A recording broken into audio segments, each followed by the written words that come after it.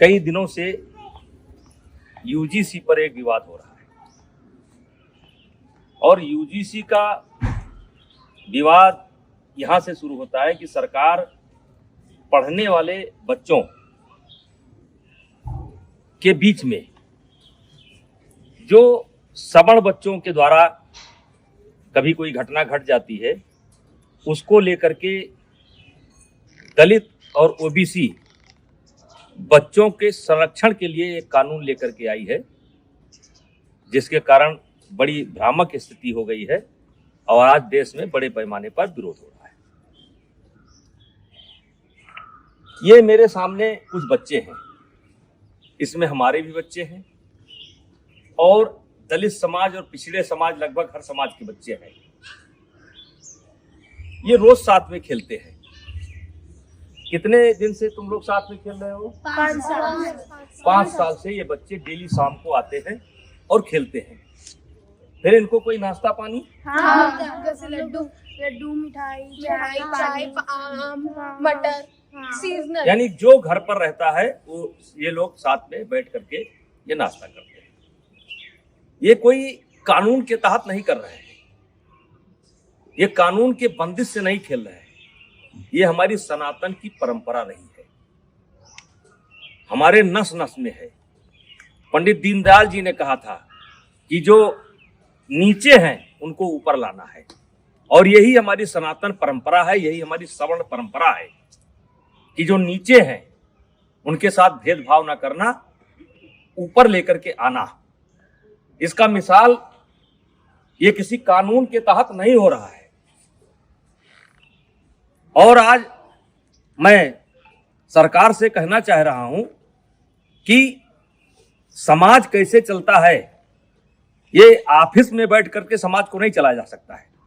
समाज को चलाना है तो गांव आइए और गांव में देखिए कि बिना भेदभाव के, बिना किसी जातीय रंग के एक साथ बच्चे खेलते हैं।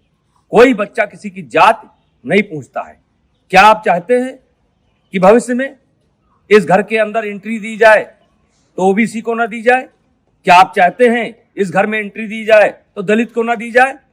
क्या आप चाहते हैं ऐसा आप माहौल खड़ा कर रहे हैं? तो आपसे हाथ जोड़ करके विनती है, इस मामले को वापस लीजिए। और मैं अपील करना चाहता हूं, सवर्ण समाज से अपील करना चाहता हूं कि इसमें संपर्क करिए ओबीसी के लोगों से। ओबीसी समाज के जो समझदार लोग हैं उनसे संपर्क करने की जरूरत है। जो दलित समाज के समझदार बच्चे हैं उनसे संपर्क करने की जरूरत है और उनसे इसका विरोध कराना है, क्योंकि गांव में हम एक साथ रहते हैं। गांव में कोई शादी होता है, ब्याह होता है, हर आदमी का कोई ना कोई हक है, कोई ना कोई नेग है, हर तरीके से भागीदारी होती है। अभी मैंने सनातन कथा कराया, 1 जनवरी से लेकर के 8 जनवरी तक मैंने सनातन कथा कराया, और जिसमें सदगुरु रितेश्वर महाराज जी ने कथा कहा। मैंने 52 जाति समाज के जो धर्म गुरु थे उनसे उद्घाटन कराया, उनसे एक एक वृक्ष लिया, और मैं सनातन वाटिका बनाने जा रहा हूं। आपने तो कानून बना करके हमारे उस मिशन को स्वाहा कर दिया। आकर के आइए, हम आपको दिखाते हैं कि कौन सा समाज ऐसा है जिसने उस कथा में भागीदारी नहीं की है, सहयोग नहीं किया है। तो ये कोई नई परंपरा नहीं है, ये हमारी सनातन परंपरा है, ये हमारी परंपरा रही है। इसमें कानून की कोई जरूरत नहीं है। हाँ, कोई बच्चा गलती करता है जो क्षमा करने योग्य नहीं है तो उसको आप सजा दीजिए। यदा कदा घटनाएं घट जाती हैं, सजा दीजिए, उसमें कोई विरोध नहीं है। लेकिन ये जो कानून है ये समाज में टकराव पैदा करेगा, और इसीलिए आज कई दिन से मेरे ऊपर दबाव पड़ रहा था, बोलो बोलो बोलो। हमने कहा हम गांव में जाकर के बोलेंगे। ये बच्चों को मैंने जानबूझ करके इकट्ठा नहीं किया है, इसमें हर जात समाज के बच्चे हैं और एक रोज की बात नहीं, रोज खेलते हैं। और ऐसा केवल यही नहीं है, हर गांव में है। हर गांव में कोई क्रिकेट खेल रहा है, कोई कबड्डी खेल रहा है, कोई खो खो खेल रहा है, एक साथ पढ़ते हैं। वैसे भी इसके पहले आपने कानून बनाए, दलितों के ऊपर अत्याचार ना हो इसके लिए कानून बनाए। क्या दलितों के ऊपर अत्याचार रुक गया? महिलाओं के साथ अत्याचार ना हो उसके लिए कानून बनाए आप, क्या वो रुक गया? दहेज के नाम पर कानून बनाए आप, क्या वो रुक गया? रुका नहीं, दुरुपयोग ज्यादा होता है। जहां ऐसे कानूनों की समीक्षा की बात होनी चाहिए, अब पता नहीं किस मंशा से अधिकारी बैठ करके ऑफिसों में निर्णय ले लेते हैं। अब वो चाहते हैं कि ये बच्चे अगर दोस्ती करें तो जात देख करके करें, वर्ग देख करके करें।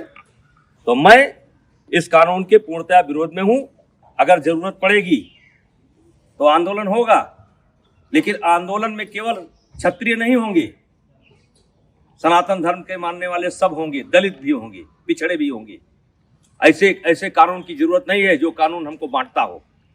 ऐसे कानून की जरूरत नहीं है। तो कृपया हाथ जोड़ करके विनती है, मैं बहुत छोटा आदमी हूँ, मैं जानता हूँ कि इसका असर पता नहीं आप पर पड़े कि ना पड़े, लेकिन ये गांव ऐसे नहीं चलता है।